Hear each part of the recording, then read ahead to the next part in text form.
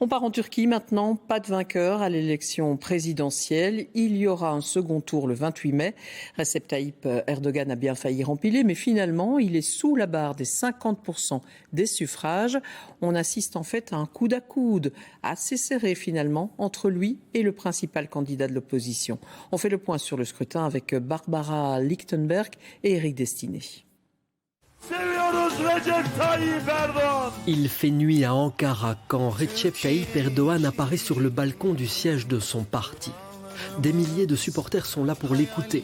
À cet instant, le président sortant le sait, il est devant son adversaire avec plus de 49% des voix. Un deuxième tour est en vue, mais il se montre confiant. Je voudrais vraiment mettre l'accent sur une chose. Le fait que les résultats de cette élection ne sont pas encore finalisés ne change rien au fait que le choix de notre nation penche vraiment en notre faveur. Nous croyons avec force que nous allons continuer à servir notre nation lors des 5 prochaines années.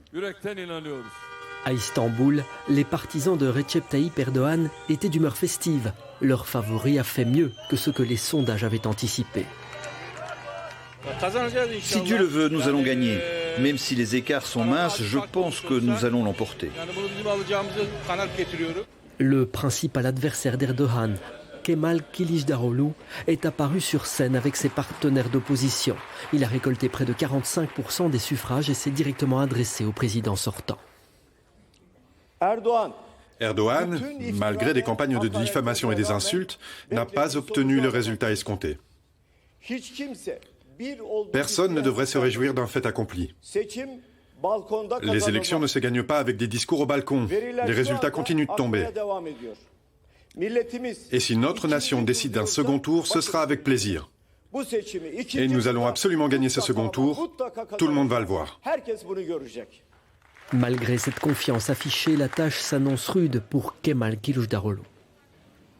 Et des élections que vous suivez pour nous en Turquie, Benoît Feit. Premier enseignement du scrutin d'hier, c'est que le président Erdogan n'est pas le perdant du jour. Effectivement, Véronique, le président sortant, Recep Tayyip Erdogan, a démenti hier soir pratiquement tous les derniers sondages qui lui donnaient deuxième dans la course à la présidence. Mais il a obtenu hier 49,5% des voix. Il était donc à un cheveu d'obtenir la majorité absolue qui lui aurait donné la victoire dès le premier tour. Ce qui démontre que le président sortant a encore une belle assise populaire dans ce pays, malgré la dérive autoritaire et répressive de sa politique. C'est donc un revers pour le candidat de l'opposition, Kemal Kılıçdaroğlu, qui a pourtant tout fait pour obtenir la victoire, en tout cas pour arriver en tête. Mais malheureusement pour lui qui avait rassemblé autour de lui une large coalition de partis balayant de l'extrême droite au centre-gauche, et bien ensemble, ils n'ont obtenu qu'un peu plus de 44% des voix. Les deux hommes se retrouveront donc face à face d'ici 2 semaines pour un deuxième tour, ce qui est une première dans l'histoire de la Turquie. Donc la campagne n'est pas terminée. Et c'est d'ailleurs, Benoît, un petit parti d'extrême droite qui pourrait bien jouer les arbitres. Effectivement, Véronique, le troisième homme de cette campagne présidentielle, Sinan Oğan, qui représente une coalition de plusieurs partis d'extrême droite, a lui obtenu 5% des voix. Il y a donc de fortes chances qu'il soit courtisé dans les prochaines semaines, car il n'a pour l'instant donné aucune instruction de vote à ses électeurs. On s'attend donc à voir plusieurs scénarios possibles, mais il faut être très franc avec vous.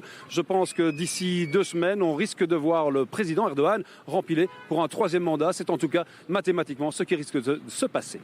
Voilà pour ces précisions en direct de Turquie. Merci Benoît.